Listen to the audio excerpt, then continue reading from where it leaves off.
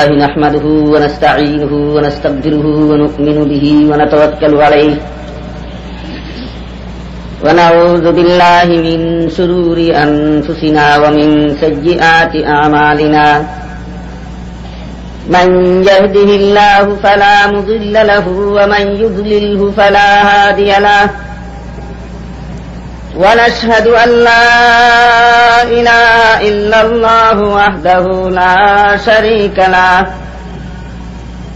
ونشهد أن سيدنا ونبينا ومولانا محمدا عبده ورسوله صلى الله تعالى عليه وعلى آله وأصحابه وبارك وسلم أما بعد فأعوذ بالله من الشيطان الرجيم بسم الله الرحمن الرحيم وأن هذا صراطي مستقيما فاتبعوه ولا تتبعوا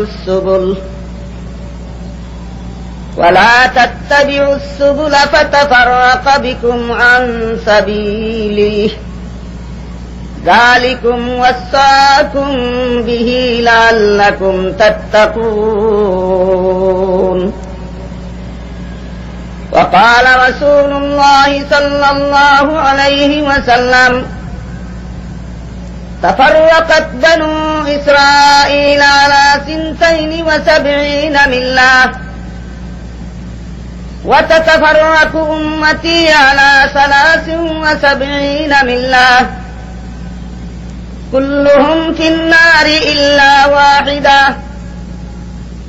قالوا ما هي يا رسول الله قال ما أنا عليه وأصحابي أو كما قال عليه الصلاة والسلام محترم حاضرین، যে আয়াত আমি আজকে আপনাদের খেদমতে তেলাওয়াত করেছি, প্রথম দিনেও এই আয়াত এবং আজকের তেলাওয়াতকৃত হাদিস তেলাওয়াত করেছিলাম।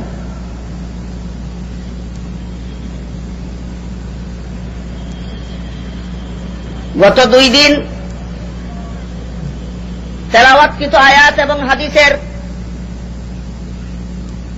প্রাসঙ্গিক কথা, কিছু পূর্ব কথা আপনাদের সামনে পেশ করা হয়েছে। আজকে মূল আলোচনার দিকে যাচ্ছি। গত 2 দিন বলা হয়েছে আল্লাহ পাক রব্বুল আলামিন দুনিয়াতে মানুষ পাঠিয়েছেন তার ইবাদত করার জন্য, নবী রাসূল পাঠিয়েছেন মানুষকে ইবাদতের নিয়ম পদ্ধতি শিক্ষা দেওয়ার জন্য। কিন্তু দুনিয়াতে আসার পর অধিকাংশ মানুষ যে কাজের জন্য দুনিয়াতে এসেছিল, নবীর তরিকা মতে আল্লাহর ইবাদত করা, সে কাজ ছেড়ে দিয়ে ক্ষণস্থায়ী জীবনের তুচ্ছ ভোগ বিলাসে মত্ত হয়ে যায়। অথচ এটা তার জীবনের মূল কাজ নয়, দুনিয়াতে আগমনের মূল কাজ নয়, মূল কাজ ইবাদত। আল্লাহ পাক রব্বুল আলামিন আদম আলাইহিস সালাম এবং হাওয়া আলাইহিস সালামের মাধ্যমে সমস্ত মানুষগুলিকে জান্নাত থেকে দুনিয়াতে পাঠিয়েছে। আদম হাওয়া 2 জনকে সরাসরি জান্নাত থেকে পাঠিয়েছেন এবং তাদের মাধ্যমে সমস্ত আদম সন্তানদেরকে জান্নাত থেকে পাঠিয়েছেন। বিষয়টার প্রতি অন্য আয়াতে ইঙ্গিত পাওয়া যায়। আদম হাওয়াকে জান্নাত থেকে দুনিয়াতে পাঠাবার সময় আল্লাহ বলেছিলেন কুল নাহবিতু মিনহা জামিআ, আমি বললাম তোমরা সবাই এখান থেকে নিচে নেমে যাও, দুনিয়াতে চলে যাও। এখানে সমস্ত আদম সন্তানদের আল্লাহ কিভাবে সম্বোধন করলেন বিষয়টা বোঝার জন্য আরবি গ্রামারের একটা সাধারণ সূত্র মনে রাখা দরকার। যারা গ্রামার জানেন তো জানেন, যারা জানেন না তাদের জন্য ইনশাআল্লাহ বুঝতে কঠিন হবে না, আমি সহজবোধ্য করে আপনাদের সামনে তুলে ধরব। বাংলা ভাষায় বচন 2 প্রকার, একের বেলায় এক বচন, একের অধিকের বেলায় বহু বচন ব্যবহৃত হয়। উর্দু ভাষায়ও তাই, ফার্সি ভাষায়ও তাই, ইংরেজিতেও বচনকে বলে নাম্বার। এক বচনকে সিঙ্গুলার নাম্বার, বহু বচনকে প্লুরাল নাম্বার বলা হয়। একের বেলায় সিঙ্গুলার নাম্বার, একের অধিকের বেলায় প্লুরাল নাম্বার। কিন্তু আরবি ভাষায় একটু ব্যতিক্রম। আরবি ভাষায় বচন দুই প্রকার নয়, তিন প্রকার। একের বেলায় এক বচন ব্যবহৃত হয়, দুইয়ের বেলায় দ্বিবচন ব্যবহৃত হয়, দুইয়ের অধিকের বেলায় বহু বচন ব্যবহৃত হয়। যদিও আরবি গ্রামারের সূত্র বর্ণনা করা হচ্ছে, তবু আশা করি আপনাদের বুঝতে কোনো অসুবিধা হচ্ছে না তো। আরবি ভাষায় বচন কত প্রকার? তিন প্রকার। একের বেলায় এক বচন, দুইয়ের বেলায় দ্বিবচন, দুইয়ের অধিকের বেলায় বহু বচন। ইহবিতু শব্দটা আরবি ভাষায় বহু বচন। তার এক বচন হইল ইহবিত, দ্বিবচন হইল ইহবিত, বহু বচন হইল ইহবিতু। আদম হাওয়াকে বেহেশত থেকে বের করে দুনিয়াতে পাঠাবার সময় তারা কতজন ছিলেন? দুইজন। আরবি গ্রামার অনুপাতে ইহবিত বলার কথা, তোমরা দুজন দুনিয়াতে চলে যাও। দ্বিবচন ব্যবহার করার কথা, কিন্তু আল্লাহ পাক রব্বুল আলামিন সেখানে দ্বিবচন ব্যবহার না করে বহু বচন ব্যবহার করেছে। তোমরা সবাই জান্নাত থেকে বের হয়ে দুনিয়াতে চলে যাও। অথচ দুইয়ের অধিক কেউ সেখানে ছিলেন না। দুইয়ের অধিক বুঝাবার মতো শব্দ ব্যবহার করলেন কেন? এর জবাবে মুফাসসিরিনে কেরাম একাধিক জবাব উল্লেখ করেছেন। এর মধ্যে একটা জবাব, এখানে আল্লাহ পাক রব্বুল আলামিন আদম হাওয়া দুইজনকে ডাইরেক্ট সম্বোধন করেছেন, আর তাদের সমস্ত সন্তানাদিদেরকে ইনডাইরেক্ট সম্বোধন করেছেন। পরোক্ষভাবে আদম হাওয়াকে বলেছেন, প্রত্যক্ষভাবে আদম হাওয়াকে বলেছেন, আর পরোক্ষভাবে তাদের সমস্ত সন্তানাদিদেরকে বলেছেন, হে আদম হাওয়া তোমরা সরাসরি, আর হে আদম সন্তানেরা তোমরা তোমাদের আদি পিতা আদম আর আদিমাতার মাধ্যমে জান্নাত থেকে বের হয়ে দুনিয়াতে চলে যাও। সুতরাং এই আয়াত এই ব্যাপারে সুস্পষ্ট ইঙ্গিত বহন করে যে আমরা এই দুনিয়াতে আমাদের আদি পিতা আদম এবং আদিমাতা মায়ের মাধ্যমে বেহেশত থেকে এই দুনিয়াতে এসেছি একটা দায়িত্ব পালন করার জন্য। সেই দায়িত্বটা হইল আল্লাহর ইবাদত করা, এবং দায়িত্ব পালনের নিয়ম হইল নবীর তরিকা অনুসরণ করা। পাঠাবার সময় আল্লাহ আরো বলে দিয়েছিলেন, فَإِمَّا يَأْتِيَنَّكُم مِّنِّي هُدًى فَمَن تَبِعَ هُدَايَ فَلَا خَوْفٌ عَلَيْهِمْ وَلَا هُمْ يَحْزَنُونَ। যার সারমর্ম হইল, যদিও তোমাদেরকে এখন জান্নাত থেকে বের হয়ে দুনিয়াতে পাঠিয়ে দেওয়া হচ্ছে, কিন্তু আবার কিভাবে তোমরা দুনিয়ার জীবন শেষে পুনরায় কিভাবে তোমরা জান্নাতে পৌঁছতে পারো, তার জন্য আমি তোমাদের কাছে পথ প্রদর্শক পাঠাবো। আমার পাঠানো পথ প্রদর্শন মোতাবিক যারা দুনিয়ায় জীবন যাপন করবে তারা আবারও জান্নাতে এসে পৌঁছতে পারবে। সুতরাং আল্লাহ পাক রব্বুল আলামিন আমাদেরকে দুনিয়াতে পাঠাবার পর আবারও দুনিয়ার জীবন শেষে আমরা কেমন করে জান্নাতে পৌঁছতে পারি সেই পথ বলে দেওয়ার জন্য, সেই পথ আমাদেরকে প্রদর্শন করার জন্য আল্লাহ অগণিত নবী রাসূল পাঠিয়েছেন এবং অসংখ্য আসমানি কিতাব নাযিল করেছেন। নবী রাসূল এবং আসমানি কিতাবগণের মাধ্যমে, আসমানি কিতাবগুলির মাধ্যমে আল্লাহ আমাদেরকে যে পথে জীবন যাপন করলে আবারও জান্নাতে যাওয়া যাবে বলে দিয়েছেন, সেই পথটাকে কুরআনের ভাষায় নাম দিয়েছেন সিরাতে মুস্তাকিম। দুনিয়ার মানুষ আবারও জান্নাতে যাওয়ার মতো পথ আল্লাহ প্রদর্শন করেছেন কিনা? করেছেন, নবী রাসূলগণের মাধ্যমে আর আসমানি কিতাবগুলির মাধ্যমে। যে পথ দুনিয়াবাসী মানুষকে আল্লাহ বাতলে দিয়েছেন আবারও জান্নাতে পৌঁছার জন্য, সেই পথটাকে কুরআনের ভাষায় বলা হয়েছে সিরাতে মুস্তাকিম। পথটার নাম সিরাতে মুস্তাকিম। বাংলা ভাষায় এর অর্থ হয় সরল পথ, সহজ পথ, সোজা পথ। আমার তিলাওয়াতকৃত আয়াতে আল্লাহ বলতেছেন, ওয়া আন্না হাযা সিরাতি মুস্তাকিমান ফাত্তাবিউহু ওয়া লা তাত্তাবিউস সুবুলা ফাতাফাররাকা বিকুম আন সাবিলিহি যালিকুম ওয়াসাকুম বিহি লাআল্লাকুম তাত্তাকুন। আমি আল্লাহর বর্ণিত পথ দুনিয়ার মানুষগুলির জন্য জান্নাত পর্যন্ত পৌঁছার সোজা পথ। এখানে আমাদের কয়েকটা কথা স্মরণ রাখতে হবে। কুরআনের ভাষায় বিভিন্ন আয়াতে যে আল্লাহ সিরাতে মুস্তাকিম শব্দটা ব্যবহার করেছেন, যার বাংলা অর্থ সোজা পথ, কে যাওয়ার পথ? দুনিয়ার মানুষগুলি যাওয়ার পথ। কোথায় যাওয়ার পথ? আবারও জান্নাতে যাওয়ার পথ। কুরআনের ভাষায় পথটার নাম সিরাতে মুস্তাকিম, বাংলা ভাষায় তার অর্থ সোজা পথ। কে যাওয়ার? দুনিয়ার মানুষ যাওয়ার। কে যাওয়ার? দুনিয়ার মানুষ যাওয়ার। কোথায় যাওয়ার? জান্নাতে যাওয়ার সোজা পথ। এই সিরাতে মুস্তাকিম বা সোজা পথ শব্দটা কুরআনের বহু আয়াতে আল্লাহ ব্যবহার করেছেন। অসংখ্য আয়াতে আল্লাহ এই সিরাতে মুস্তাকিম বা সোজা পথ শব্দটা ব্যবহার করেছেন শুধুমাত্র দুনিয়াবাসী মানুষকে জান্নাত পর্যন্ত পৌঁছার সহজ ব্যবস্থা বলে দেওয়ার জন্য। মানুষকে পথ প্রদর্শনের পদ্ধতি দুইটা হইতে পারে। একটা হইল পথের বিবরণ দিয়া পথের পরিচয়, আর একটা হইল পথিকের বিবরণ দিয়া পথের পরিচয়। ধরুন, আপনাদের চট্টগ্রাম শহর থেকে একটা লোক কক্সবাজার যাবে, সে পথ চিনে না, আপনাকে কক্সবাজারের পথ দেখাবার জন্য আপনার কাছে আবদার করলো। আপনি তাকে দুভাবে পথ চিনাতে পারবেন। একটা হইল চট্টগ্রাম থেকে কক্সবাজারের রাস্তা কোন দিক থেকে কোথায় কিভাবে গিয়েছে এর বিবরণ দিয়া তাকে পথ চিনালেন, এটা হলো পথের বিবরণ দিয়া পথের পরিচয়। আরেকটা পদ্ধতি হল, তোমার সামনে 4 জন লোক দাঁড়ানো আছে, এরা কক্সবাজারের রাস্তা চিনে, এরা কক্সবাজার যাবে, তুমি শুধু এদের পিছু পিছু যাবে, তুমি শুধু এদের অনুসরণ করবে, তুমি শুধু এদের অনুকরণে রাস্তা অতিক্রম করবে, তোমার পথের বিবরণ জানতে হবে না। এদের পিছু পিছু চলতে থাকলেই এরা যখন কক্সবাজার পৌঁছবে এদের সাথে সাথে তুমিও কক্সবাজার পৌঁছে যাবে।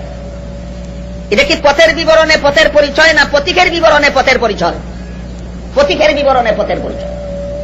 পবিত্র কুরআনে আল্লাহ পাক রব্বুল আলামিন সিরাতে মুস্তাকিম শব্দটা দুনিয়াবাসী মানুষকে জান্নাতে পৌঁছার সোজা পথ দেখাবার জন্য যে ব্যবহার করেছেন, যত আয়াতে এই শব্দটা ব্যবহার করেছেন প্রত্যেক আয়াতেই হয়তো পথের বিবরণ দিয়া পথের পরিচয় দিয়েছেন, আর না হয় পথিকের বিবরণ দিয়া পথের পরিচয় দিয়েছেন। আমার কথা বুঝে থাকলে আপনারা একটু দয়া করে বলবেন, পথের বিবরণে পথ চেনা সহজ না পথিকের অনুকরণে পথ চলা সহজ? পথিকের অনুকরণে পথ চলা সহজ। পথের বিবরণ জেনে শুনে নিজের জ্ঞানে নিজের বিবেকে সেই পথ সঠিকভাবে চলা সহজ ব্যাপার নয়, কঠিন ব্যাপার। পথিকের জানাশোনা পথিকের অনুকরণে পথ অতিক্রম করা অত্যন্ত সহজ ব্যাপার।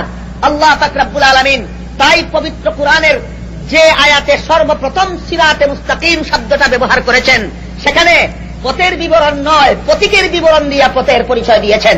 আমি আশা করি আপনারা জানেন কুরআনের সর্বপ্রথম সূরা সূরাতুল ফাতিহা। এই সূরাতুল ফাতিহার ভিতরে আল্লাহ সর্বপ্রথম সিরাতে মুস্তাকিম শব্দটা ব্যবহার করেছেন। আল্লাহ বলেন, ইহদিনাস সিরাতাল মুস্তাকিম, তোমরা আমার কাছে এভাবে দোয়া করো, হে আল্লাহ আমাদেরকে জান্নাতে পৌঁছার সোজা পথ দেখাও। এখানে সোজা পথের ব্যাখ্যা আল্লাহ নিজেই বলে দিয়েছেন, সিরাতাল্লাযীনা আনআমতা আলাইহিম। সোজা পথের ব্যাখ্যায় আল্লাহ বলেন, ওই সমস্ত লোকের অনুসৃত পথ জান্নাতে পৌঁছার সোজা পথ যেই সমস্ত লোকদেরকে তুমি নিয়ামত দান করেছ। আল্লাহর নিয়ামত প্রাপ্ত বান্দাগণের পথ জান্নাতে পৌঁছার সোজা পথ। পথের বিবরণ দেওয়া হইল না পথিকের পরিচয়ে পথের বিবরণ দেওয়া হইল? পথিকের বিবরণে পথের পরিচয় দেওয়া হইল। আল্লাহর নিয়ামত প্রাপ্ত বান্দাগণ দুনিয়াতে যে পথে জীবনযাপন করেছেন সেই পথে যারাই জীবনযাপন করবে দুনিয়ার জীবন শেষে অতি সহজে তারা আবার জান্নাতে পৌঁছে যাবে। তাই আমাদের অনিবার্য কারণেই জানার দরকার আল্লাহর নিয়ামত প্রাপ্ত বান্দাগণ কারা, যাদের অনুকরণে দুনিয়ায় জীবনযাপন করলে নিজে সরাসরি আল্লাহর কিতাব না বুঝলেও, নিজে সরাসরি নবীর হাদিস না বুঝলেও, যাদের অনুকরণে দুনিয়াতে জীবনযাপন করলে আমরা তাদের সাথে জান্নাতে পৌঁছে যেতে পারবো। ওরা কারা? এই সমস্ত নিয়ামত প্রাপ্ত বান্দাগণ কারা? এর ব্যাখ্যায় আল্লাহ পাক রব্বুল আলামিন নিজেই কুরআনের অন্য আয়াতে বলেন, মান ইউতিইল্লাহা ওয়ার রাসূল ফাউলাইকা মা'আল্লাযীনা আন'আমাল্লাহু আলাইহিম মিনান নাবিয়্যিনা ওয়াস-সিদ্দীকিনা ওয়াশ-শুহাদা'i ওয়াস-সালিহিন। আল্লাহর নিয়ামত প্রাপ্ত বান্দাগণের বিবরণ দিয়ে আল্লাহ বলেন 4 দল বান্দারা আল্লাহর নিয়ামত প্রাপ্ত বান্দা।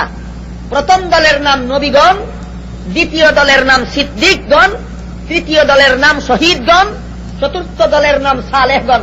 নবীগণের পথ দুনিয়াবাসী মানুষের জন্য জান্নাতে পৌঁছার সোজা পথ, সিদ্দিকগণের পথ দুনিয়াবাসী মানুষের জন্য জান্নাতে পৌঁছার সোজা পথ, সালেহগণের পথ দুনিয়াবাসী মানুষের জন্য জান্নাতে পৌঁছার সোজা পথ নবীগণ, সিদ্দিকগণ, শহীদগণ, সালেহগণ, এই চারদল মানুষের পথ জান্নাতে পৌঁছার সোজা পথ। এই 4 দল মানুষ আল্লাহর নিয়ামত প্রাপ্ত বান্দা। এদের অনুকরণে যারা দুনিয়ায় জীবন যাপন করবে, এদের সাথে আল্লাহ পাক রব্বুল আলামিন তাদেরকে জান্নাতে সাক্ষাৎ করাইয়া দিবেন। এখানে একটা আনুষঙ্গিক প্রশ্ন রাখতে পারে, জান্নাতে পৌঁছার পথ তো মাত্র একটা, কারণ প্রতীকের জন্য গন্তব্যস্থল পর্যন্ত পৌঁছার একেবারে সোজা পথ এর অধিক হতে পারে না। কথাটা বোঝার জন্য একটা উদাহরণ ধরুন, এই যে মাউথপিসের স্ট্যান্ডটা আছে, এইখানে যদি একটা পথিক দাঁড়িয়ে থাকে আর আপনার সামনে যে খুঁটি আছে ওই খুঁটি পর্যন্ত যদি সে সম্পূর্ণ সোজা যেতে চায়, তাহলে রেখা কয়টা হবে? মাউথপিসের স্ট্যান্ড থেকে খুঁটি পর্যন্ত সোজা রেখা কয়টা হতে পারে? একটাই মাত্র সোজা রেখা হতে পারে। বাঁকা রেখা অনেকগুলি হতে পারে, সোজা রেখা একটার বেশি হতে পারে না। ঠিক তেমনি ভাবে দুনিয়াবাসী মানুষের জন্য জান্নাতে পৌঁছার সোজা পথ একটা মাত্রই হতে পারে, জান্নাতে পৌঁছার সোজা পথ একের বেশি হতে পারে না। কথা বুঝে আসছে কিনা আপনাদের? তাহলে দুনিয়াবাসী মানুষের জন্য জান্নাতে পৌঁছার সোজা পথ সিরাতে মুস্তাকিম কতটা? একটা। কিন্তু আল্লাহ পাক রব্বুল আলামিন সেই পথের প্রতীকের বিবরণ দিয়া দুনিয়াবাসী মানুষকে পথ চিনাতে গিয়ে 4 দলের কথা বললেন কেন? নবীগণের পথ জান্নাতে পৌঁছার সোজা পথ, সিদ্দিকগণের পথ জান্নাতে পৌঁছার সোজা পথ, শহীদগণের পথ জান্নাতে পৌঁছার সোজা পথ, সালেহগণের পথ জান্নাতে পৌঁছার সোজা পথ। কত দল? একই পথের প্রতীক আমরা 4 দলের অনুকরণ করব কেন? এই প্রশ্ন এখানে জায়গা স্বাভাবিক। প্রশ্নের সংক্ষিপ্ত জবাব মুফাসসিরিনে কেরাম লিখেছেন, জান্নাতের সোজা পথে জান্নাতে পৌঁছার প্রতীক দল 4 দলে বিভক্ত হওয়ার কারণ পথের ভিন্নতা নয়, বরং গতির ব্যবধান। সবচেয়ে দ্রুত গতিতে জান্নাতে পৌঁছনেওয়ালা দল হইলেন নবীগণের দল, তার চেয়ে কম গতিতে জান্নাতে পৌঁছনেওয়ালা দল হইলেন সিদ্দিকগণের দল, তার চেয়ে কম গতিতে জান্নাতে পৌঁছনেওয়ালা দল হইলেন শহীদগণের দল, তার চেয়ে কম গতিতে জান্নাতে পৌঁছনেওয়ালা দল হইলেন সালেহগণের দল। সুতরাং জান্নাতে পৌঁছার মতো অনুকরণীয় 4 দল পথের ভিন্নতার কারণে দল 4টা হইল, না গতির ব্যবধানের কারণে দল 4টা হইল?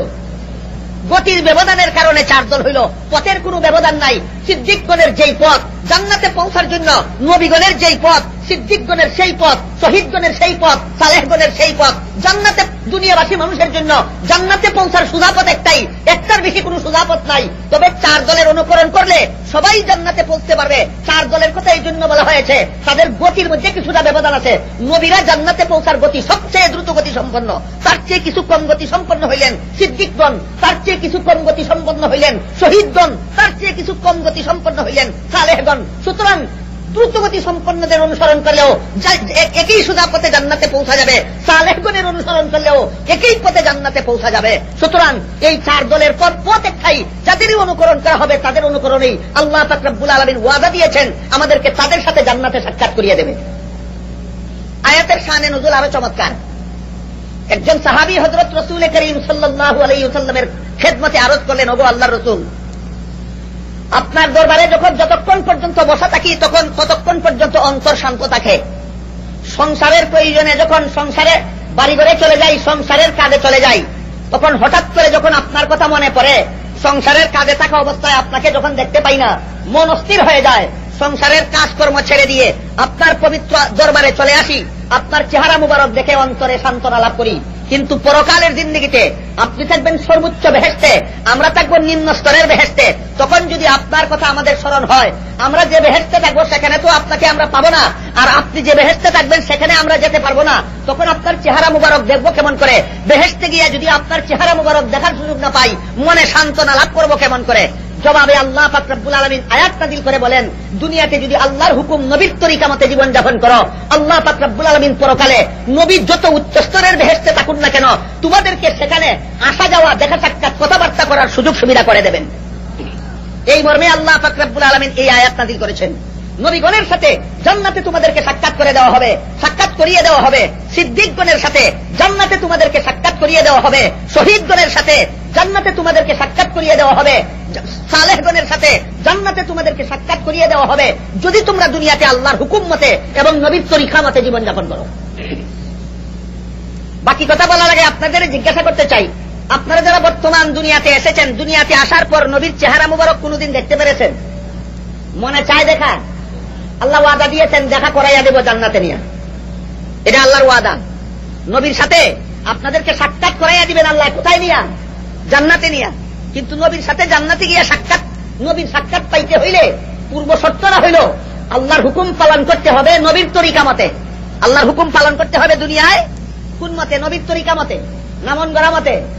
মন গড়া মতে ধর্মের কাজ করলে, মন গড়া মতে সোয়াবের কাজ করলে বেদাত হয়। এই আলোচনা সামনে আসতেছে ইনশাআল্লাহ। এখন শুধু এতটুকু স্মরণ রাখেন, আল্লাহ আমাদের ওয়াদা দিয়েছেন নবীর সাথে সাক্ষাৎ করিয়ে দিবেন জান্নাতে নিয়ে।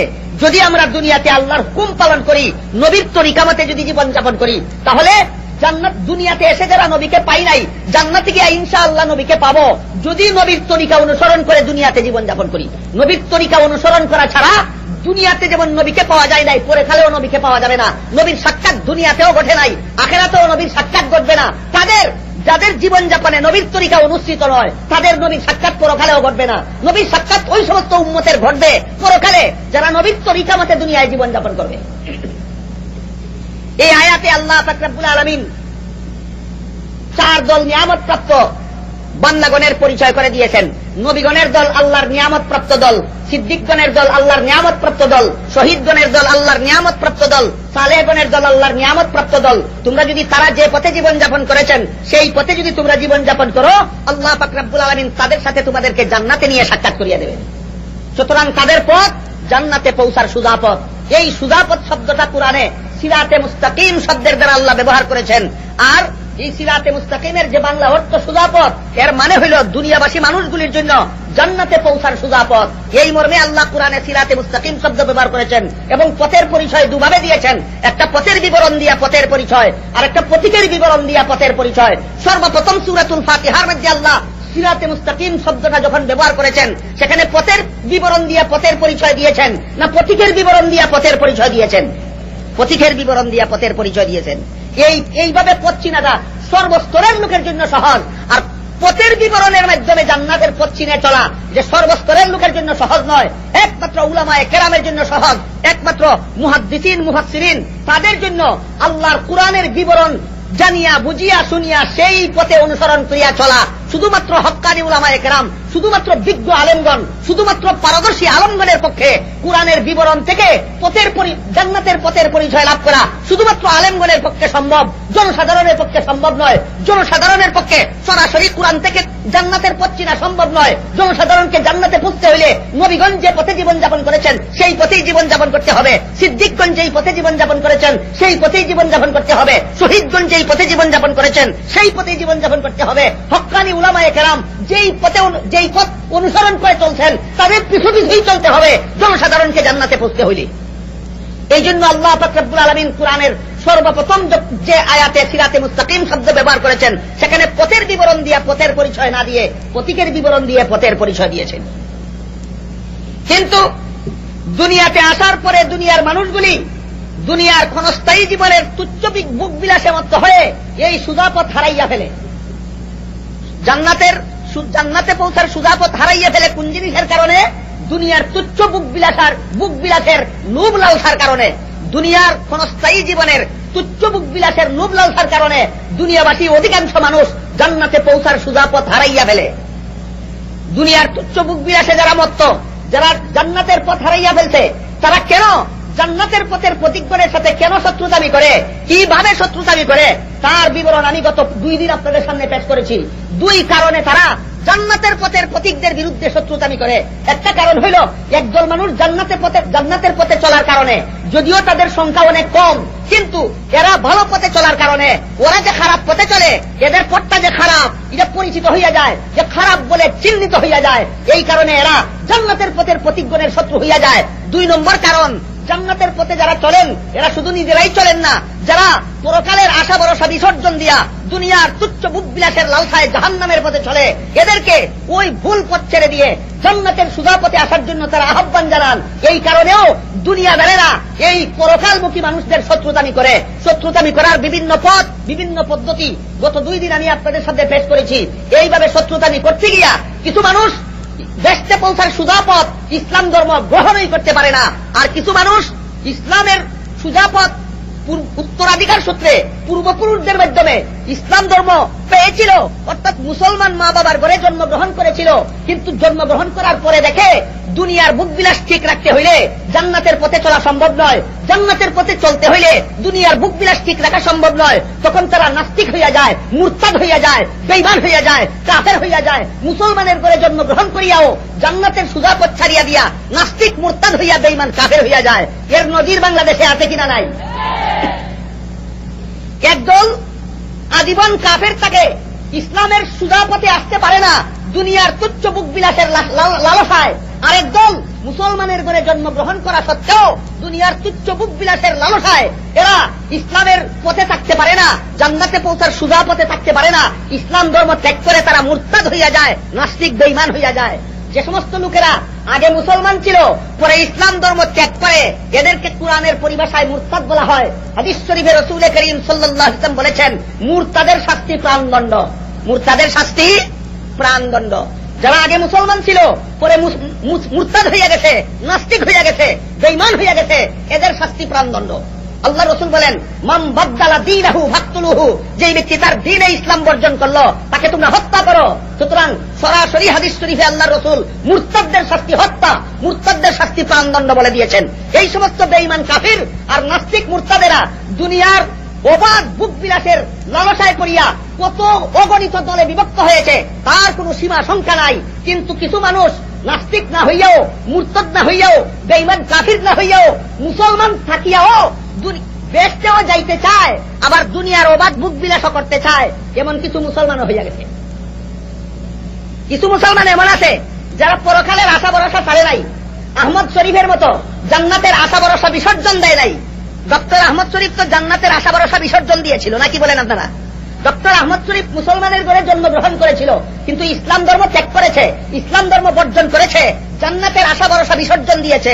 তসলিমা নাসরিন মুসলমানের ঘরে জন্মগ্রহণ করেছিল, কিন্তু শেষ পর্যন্ত পরকালের আশা ভরসা বিসর্জন দিয়েছে, জান্নাতের আশা বর্জন করেছে। কিন্তু কিছু মুসলমান এমনও থাকে যারা পরকালের জান্নাতও চায়, দুনিয়ার অবাধ মুখ বিলাসও চায়। এমন কিছু মুসলমান আছে কি নাই? এই সমস্ত মুসলমান কত দলে বিভক্ত হবে তার বিবরণ দিয়া আল্লাহ রাসূল সাল্লাল্লাহু আলাইহি ওয়াসাল্লাম হাদিস শরীফে বলেন, তাফাররাকাত বানু ইসরাঈল আলা 72 মিল্লাহ ওয়া তাতাফাররাকু উম্মতি আলা 73 মিল্লাহ কুল্লুহুম ফিন-নার ইল্লা ওয়াহিদা ক্বালু মা হিয়া ইয়া রাসূলুল্লাহ ক্বালা মা আনা আলাইহি ওয়া আসহাবি। আল্লাহ রাসূল সাল্লাল্লাহু আলাইহি ওয়াসাল্লাম ফরমান, বনি ইসরাঈল হযরত ইয়াকুব আলাইহিস সালামের বংশধর। বনি ইসরাঈলের পরিচয় অনেক লম্বা, ইতিহাস অনেক লম্বা, বলতে গেলে সমগ্র কুরআন বনি ইসরাঈলের বিবরণে বলতে গেলে ভরপুর। সুতরাং বনি ইসরাঈল সম্পর্কে স্বয়ং সম্পূর্ণ আলোচনা করার অবকাশ আমার এখানে নাই। শুধু আপনারা সংক্ষেপে স্মরণ রাখেন, হযরত ইয়াকুব আলাইহিস সালামের পরবর্তী বংশধরদেরকে কুরআনের ভাষায় বনি ইসরাঈল বলা হয়। ইয়াকুব আলাইহিস সালামের মাতৃভাষা ছিল হিব্রু ভাষা, হিব্রু ভাষায় তার আরেকটা নাম ছিল ইসরাঈল। ইসরাঈল শব্দের অর্থ আল্লাহর বান্দা। এই জন্য ইয়াকুব আলাইহিস সালামের পরবর্তী ছেলেপেলেদেরকে, পরবর্তী আওলাদদেরকে কুরআনের ভাষায় বলা হয় বনি ইসরাঈল, ইসরাঈলের সন্তান, ইসরাঈলের খানদান, ইয়াকুব পয়গম্বরের আওলাদ। তাই সংক্ষেপে এতটুকু স্মরণ রাখেন, কুরআনের ভাষায় ইয়াকুব আলাইহিস সালামের পরবর্তী বংশধরদেরকে বনি ইসরাঈল বলা হয়। হাদিস শরীফে আল্লাহ রাসূল বলেন, আমার মুসলমান উম্মত যারা পরকালও চায়, জাহান্নাম থেকেও বাঁচতে চায়, জান্নাতেও যাইতে চায়, আবার দুনিয়াতে অবাধ বুক বিলাসও চায়, এই সমস্ত উম্মত যারা দুনিয়ার বুক বিলাস বিসর্জন দিয়া সুজা পথে বেঁচতে যাইতে চায়, তাদের সহ সর্বমোট মুসলমানেরা 73 দলে বিভক্ত হবে।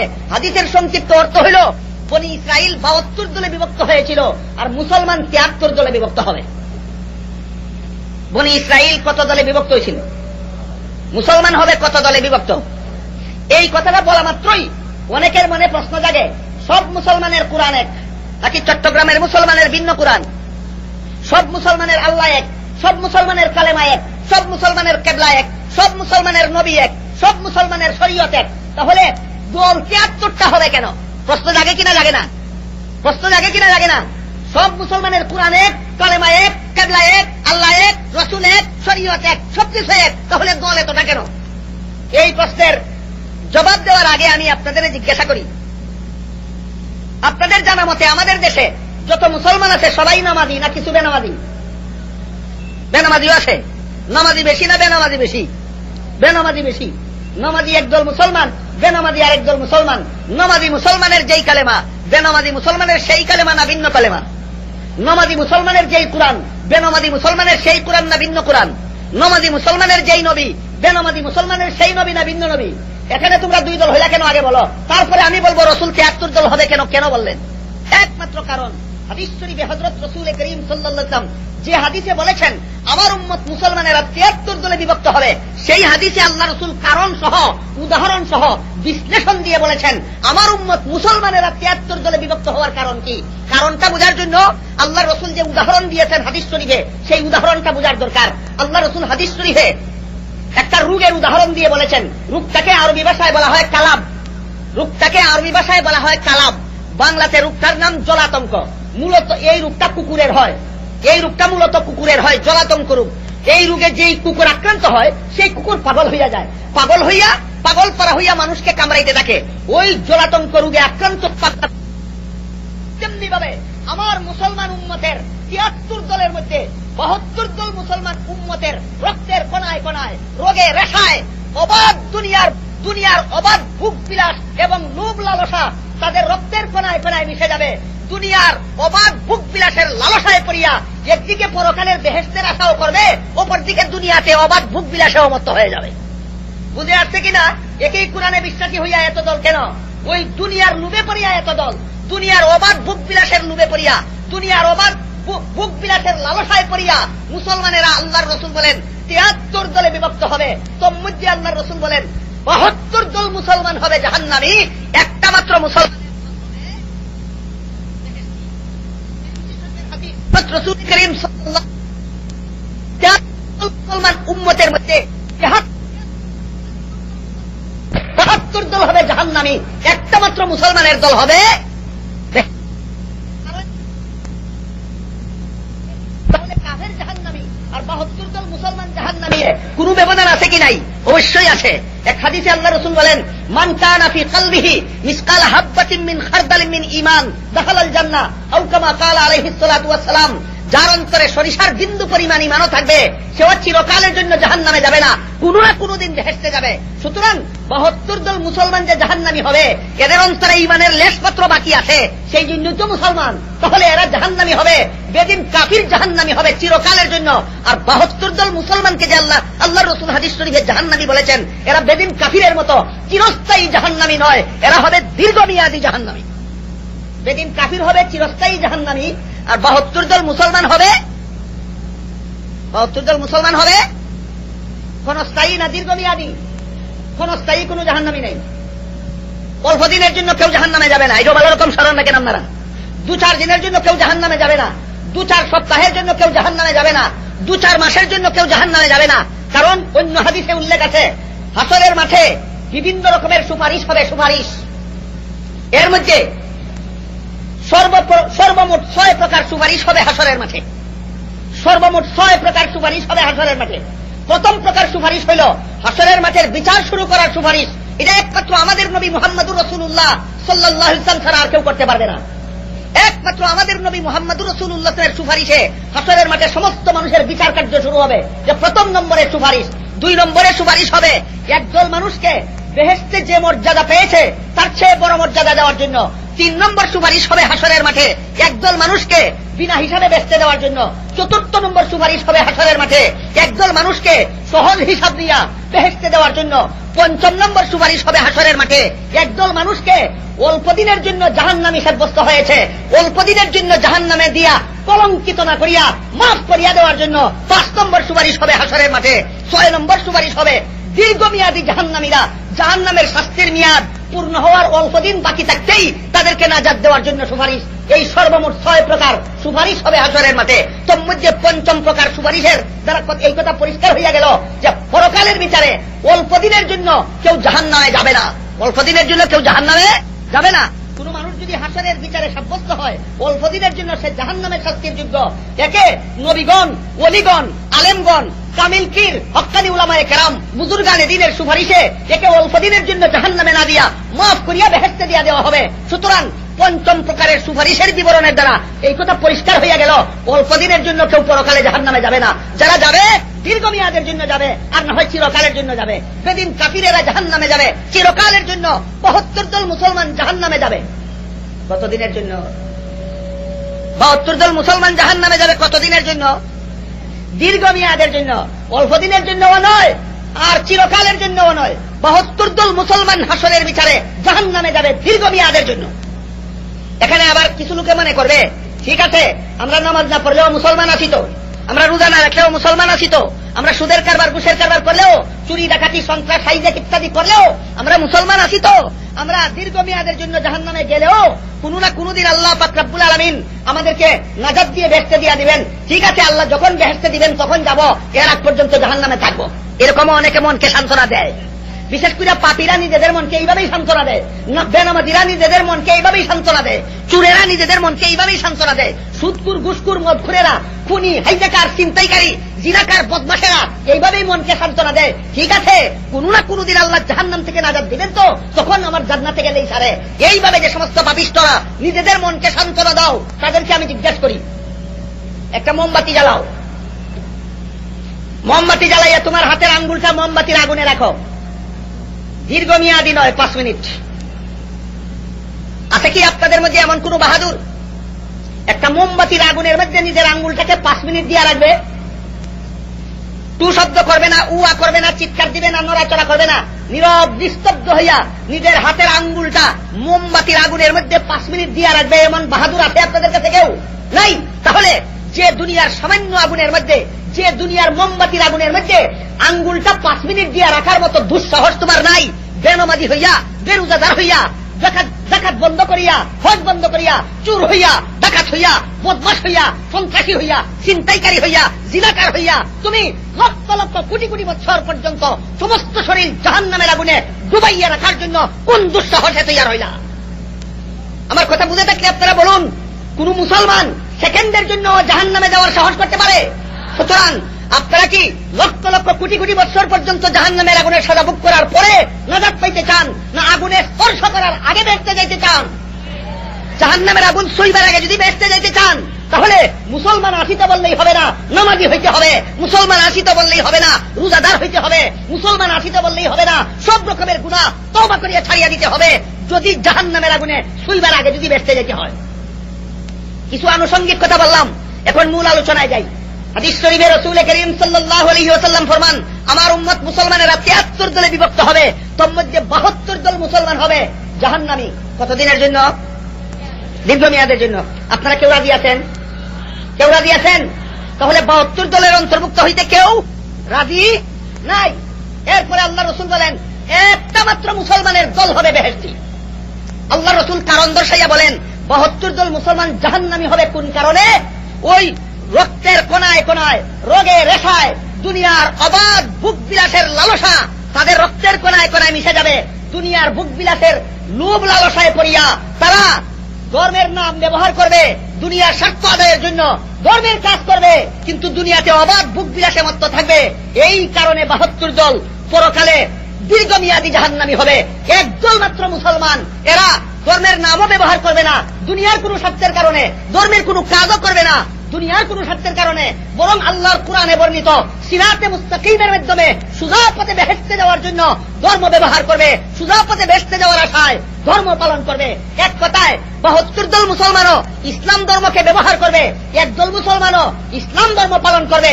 72 দল মুসলমান ইসলাম ধর্ম ব্যবহার করিয়াও জাহান্নামী কেন? দুনিয়ার লোভ লালসার কারণে। একদল মুসলমান ইসলাম ধর্ম পালন করিয়া জান্নাতি কেন?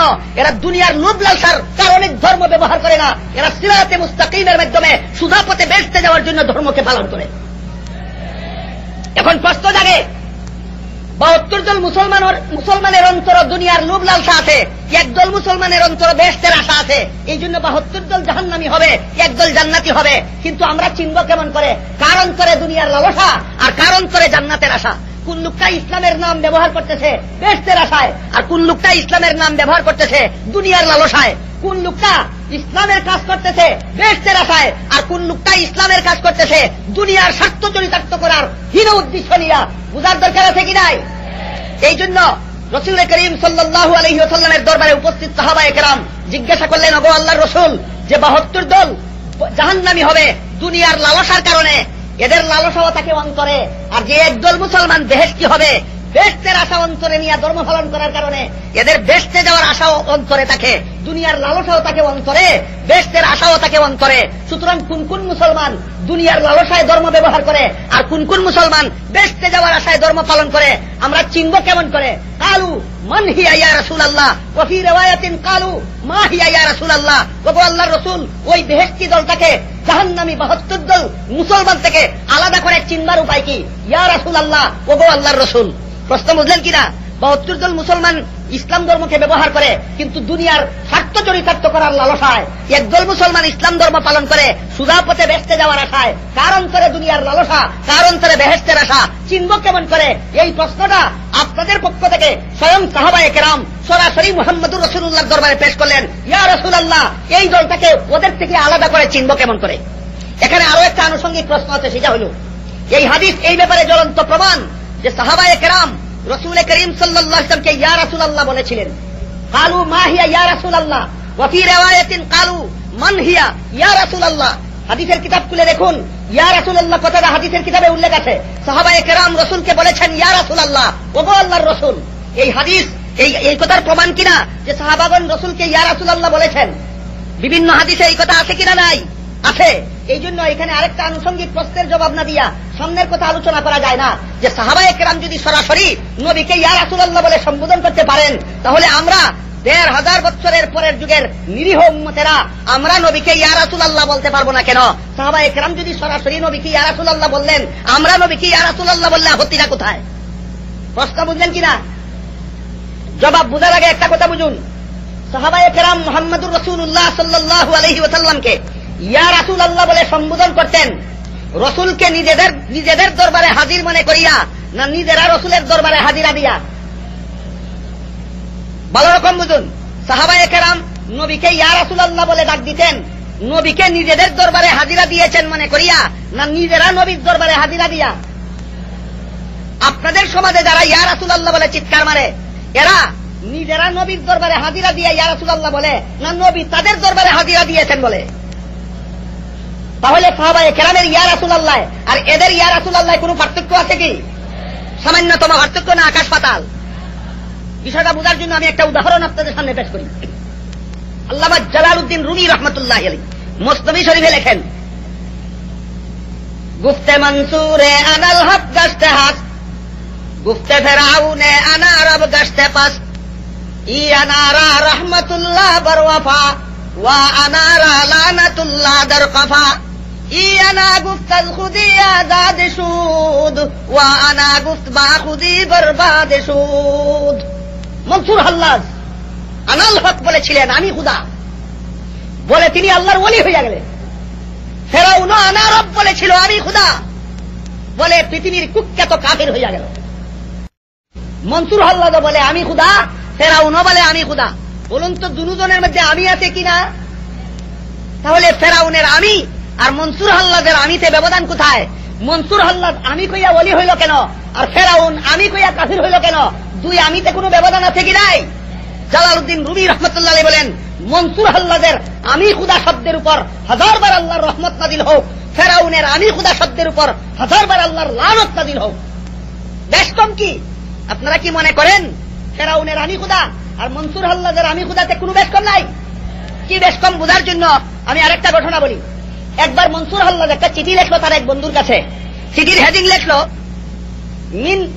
মিন ফুলান মিনার রহমানির রহিম ইলা ফুলান ইবনে ফুলান। রহমানুর রহিমের লেখা চিঠি অমুকের পুত্র তমুকের কাছে। রহমানুর রহিমের লেখা চিঠি অমুকের পুত্র তমুকের কাছে। চিঠিটা ঘটনার চক্রে হস্তান্তর হইয়া সরকারি লোকের হাতে ধরা পড়িয়া গেল। চিঠি আদালতে দাখিল করিয়া মনসুর হাল্লাজকে আসামি করিয়া মামলা দায়ের হইয়া গেল। আদালতের বিচারক কাজী মনসুর হাল্লাজকে আদালতে তলব করলো। তলব করে জিজ্ঞাসা করলো, মনসুর এই চিঠিটা কার লেখা? মনসুর বলে আমার লেখা। বস, এইবার তোমার স্বীকারোক্তি যে তুমি ধরা পড়েছ। যদি চিঠি তোমার লেখা হইয়া দেখে তুমি মিনার রহমানির রহিম বললে কিভাবে? রহমানুর রহিমের লেখা চিঠি বললা কিভাবে? রহমানুর রহিম তো আল্লাহর নাম, রহমানুর রহিম তো তোমার নাম না। তোমার লেখা চিঠি হইয়া থাকলে এই চিঠি রহমানুর রহিমের লেখা চিঠি হইল কি বুঝা? তাহলে তুমি নিজেই রহমানুর রহিম দাবি করছো, তুমি নিজেই আল্লাহ দাবি করছো। তখন মনসুর হাল্লাজ বলে, মহামান্য বিচারপতি, আমি যখন আমার মুখে আমি বলতে যাই, বাংলা ভাষায় বলে আমি, আর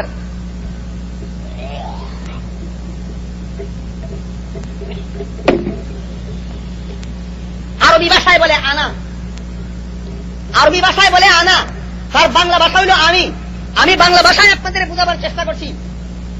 একটা মানুষ যখন আমি বলতে চায়, আমি বলার জন্য যখন আ উচ্চারণ করে, তারপরে আরেকটা অক্ষর উচ্চারণের বাকি থাকে, এমতাবস্থায় যদি আল্লাহ তাকে উচ্চারণের শক্তি বন্ধ করে দেন, ওই ব্যক্তির কি আর কোনদিন আমি হবে? আমি হবে না। তাহলে আমি বলার জন্য আ উচ্চারণের ক্ষমতা যোগায় কে? মি উচ্চারণের ক্ষমতা যোগায় কে?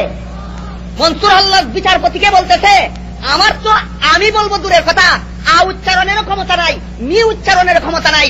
যিনি আ উচ্চারণের বেলায় স্বয়ং সম্পূর্ণ ক্ষমতার অধিকারী, যিনি মি উচ্চারণের বেলায় স্বয়ং সম্পূর্ণ ক্ষমতার অধিকারী, তিনি আল্লাহ। এই জন্য আমি আল্লাহ এই অর্থে বলি, আমি বলার ক্ষমতা যারা আছে তিনি আল্লাহ। মনসুর আল্লাহদের আমি খুদার ব্যাখ্যা বুঝলেন? মনসুর আল্লাহদের আমি খুদার ব্যাখ্যা এই নয় যে আমি নিজে খুদা। মনসুর আল্লাহদের আমি খুদার ব্যাখ্যা হইল, আমি বলার স্বয়ং সম্পূর্ণ ক্ষমতা যারা আছে তিনি খুদা। আপনারা আমার কথা বুঝে দেখতে বলুন, আমি বলার স্বয়ং সম্পূর্ণ ক্ষমতা কার? আপনাদের কি আমি বলার নিজস্ব ক্ষমতা আছে? নাই। এই ব্যাখ্যায় তিনি বলতেন আমি খুদা, অর্থাৎ আমি বলার ক্ষমতা যারা আছে তিনি খুদা। এই কথা বলার মাধ্যমে তিনি নিজের অস্তিত্বকে আল্লাহর অস্তিত্বের সামনে বিলীন করে দিয়েছেন। ইয়ানা গুফতাজ খুদি আজাদে সুদ ওয়া আনা গুফবা খুদি বরবাদে সুদ। মনসুর আল্লাহ আমি খুদা বলতেন নিজের আমিত্বকে খুদার সামনে মিটাইয়া দেওয়ার জন্য। ফেরাউন আমি খুদা বলেছিল খুদার অস্তিত্বকে নিজের সামনে মিটাইয়া দেওয়ার জন্য। বেশ কম আছে কিনা? মনসুর আল্লাহদের আমি খুদার অর্থ আমি খুদা, আর ফেরাউনের আমি খুদা বেশ কম। মনসুর আল্লাহ আমি খুদা বলতো নিজের আমিত্বকে খুদার সামনে মিটাইয়া দেওয়ার জন্য, আর ফেরাউন আমি খুদা বলতো খুদার অস্তিত্বকে নিজের সামনে মিটাইয়া দেওয়ার জন্য। ঠিক তেমনি ভাবে মনসুর আল্লাহদের আমি খুদা আর ফেরাউনের আমি খুদায় যেই ব্যবধান, সাহাবায়ে কেরামের ইয়া রাসূলুল্লাহ আর এদের ইয়া রাসূলুল্লাহ সেই ব্যবধান।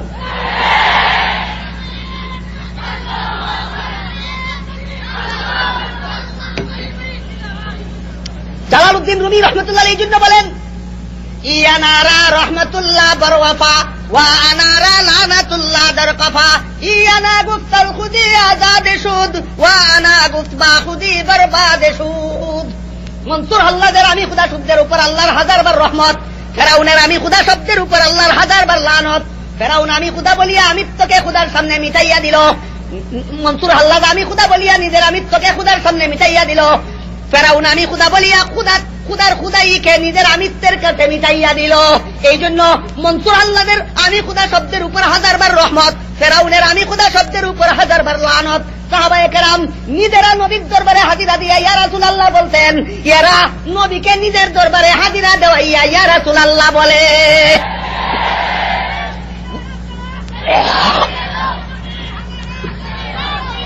বুঝে থাকতে বলুন, সাহাবায়ে কেরামের ইয়া রাসূলুল্লাহ আর আপনাদের সমাজে যারা ইয়া রাসূলুল্লাহ বলে চিৎকার ইয়া রাসূলুল্লাহ, কোন ব্যবধান আছে? সামান্য না?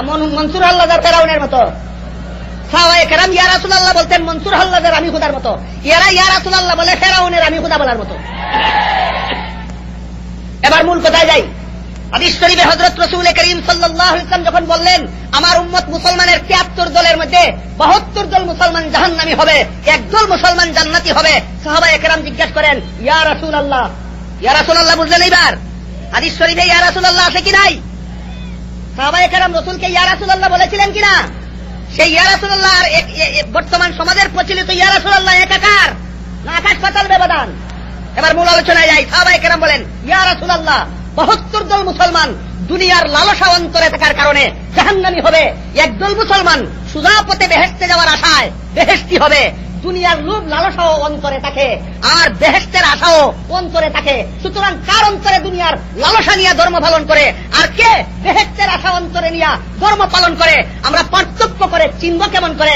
জবাবে রাসূল করিম সাল্লাল্লাহু আলাইহি ওয়াসাল্লাম ফরমান মা আনা আলাইহি ওয়া আসহাবি, চিনার পরিচয় হইল আমি রাসূলের সুন্নাত আর আমার সাহাবায়ে কেরামের জামাত।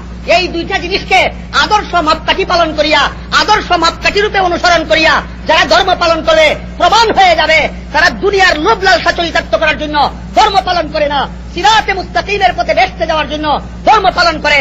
যারা নবীর সুন্নতকে আদর্শ মানতে রাজি হবে না, অথবা যারা সাহাবায়ে কেরামের জামাতকে মাপকাঠি মানতে রাজি হবে না, প্রমাণ হয়ে যাবে এদের আন্দোলন, এদের ধর্মীয় কাজ, এদের জিহাদ, এদের নামাজ, এদের রোজা, এদের হজ, এদের যাকাত, এদের সবকিছু দুনিয়ার স্বার্থ চরিতার্থ করার জন্য। তাহলে কোন সমস্ত মুসলমানেরা দুনিয়ার স্বার্থ চরিতার্থ করার জন্য ইসলাম ধর্ম পালন করে, আর কোন সমস্ত মুসলমানেরা সুজা পথে বেহেশতে যাওয়ার জন্য ইসলাম ধর্ম পালন করে, তা পার্থক্য করে বোঝার জন্য আল্লাহ রাসূল কোন মাপকাঠি দিয়েছেন? কোন মাপকাঠি? কি মাপকাঠি? মা আনা আলাইহি ওয়া আসহাবি, আমি রাসূলের সুন্নাত আর আমার সাহাবাগণের জামাত। যাদের যে সমস্ত মুসলমানের দলের ইসলাম ধর্ম পালনের আদর্শ মাপকাঠি হবে আমি রাসূলের সুন্নাত, আর ইসলাম ধর্ম পালনের আদর্শ মাপকাঠি হবে আমার সাহাবাগণের জামাত। তাহলে কতটা মাপকাঠি মানলে সুজা পথে বেহেশতে যাওয়া যাবে? ইসলাম ধর্ম পালনের জন্য কতটা মাপকাঠি মানলে সুজা পথে বেহেশতে যাওয়া যাবে? কতটা মাপকাঠি? একটার নাম রাসূলের সুন্নাত আর একটার নাম সাহাবাগণের জামাত।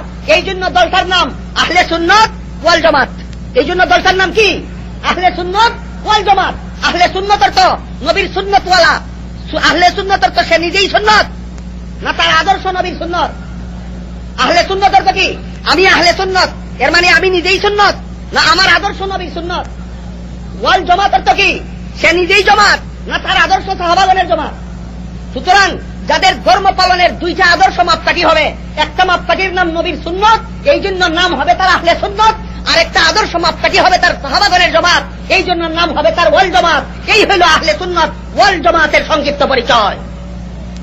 কিন্তু দুঃখের বিষয়, আমাদের বর্তমান সমাজে যারা আমরা আহলে সুন্নাত ওয়াল জামাত, আমরা আহলে সুন্নাত ওয়াল জামাত, আমরা আহলে সুন্নাত ওয়াল জামাত কিয়া যারা বেশি চেঁচামেচি করে, যারা বেশি চিৎকার করে, এদের ধর্ম পালনে না আছে নবীর সুন্নাত, না আছে সাহাবায়ে কেরামের জামাত। তাহলে বর্তমান দুনিয়াতে আহলে সুন্নাত ওয়াল জামাতের সব মুসলমান খাঁটি আহলে সুন্নাত ওয়াল জামাত না অধিকাংশরা বেজাল? আমার ছোটবেলায় দেখেছি সরিষার তেল কিনতে গিয়ে দোকানে খাঁটি তেল দাও বলতে হইতো না, কারণ তখন সরিষার তেল নামে কোনো বেজাল তেল বাজারে তেমন ছিল না। সরিষার তেল বললেই খাঁটি তেল পাওয়া যেত। কিন্তু বর্তমান যুগে আপনারা বলুন, সরিষার তেল দাও বললেই খাঁটি তেল পাওয়া যায় না? খাঁটি সরিষার তেলের সাথে আবার খাঁটি শব্দ বলতে হয় দোকানদারকে, আমি সরিষার খাঁটি তেল নিতে চাই। এক জমানায় সরিষার তেল বলতেই খাঁটি তেল বুঝাইতো। বর্তমান দুনিয়াতে সরিষার তেল বলতেই খাঁটি তেল বুঝায় না, খাঁটি তেল বুঝাইবার জন্য আলাদা খাঁটি বলতে হয়। ঠিক তেমনি ভাবে এক যুগে আহলে সুন্নাত ওয়াল জামাত বলতে খাঁটি আহলে সুন্নাত ওয়াল জামাত বুঝাইতো। কিন্তু বর্তমান যুগে সবচেয়ে বড় জঘন্যতম বেদাতি যারা, সবচেয়ে বড় জঘন্যতম নবীর তরিকার বিরুদ্ধে দুশ্মন করেনেওয়ালা যারা, এরাই আহলে সুন্নাত ওয়াল জামাতের লেভেল নিয়ে গিয়েছে। এরা আহলে সুন্নাত ওয়াল জামাতের সাইনবোর্ড ব্যবহার করতেছে, এরা আহলে সুন্নাত ওয়াল জামাতের ব্যানার ব্যবহার করতেছে, এরা আহলে সুন্নাত ওয়াল জামাতের স্লোগান ব্যবহার করতেছে। আপামর জনসাধারণ, সরল মুসলমান যারা জানে না আহলে সুন্নাত অর্থ কি, যারা জানে না ওয়াল জামাত অর্থ কি, এই সমস্ত মানুষকে আহলে সুন্নাত ওয়াল জামাতের লেভেল দিয়া দুঃখা দিয়া বেদাতি বানাইবার চেষ্টা করতেছে। এই জন্য বর্তমান জমানায় শুধু আহলে সুন্নাত ওয়াল জামাত বলতেই খাঁটিটা বোঝা যাবে না। অধিকাংশরা আহলে সুন্নাত ওয়াল জামাত নামের বেদাল, অতি অল্প সংখ্যক মুসলমান খাঁটি আহলে সুন্নাত ওয়াল জামাত।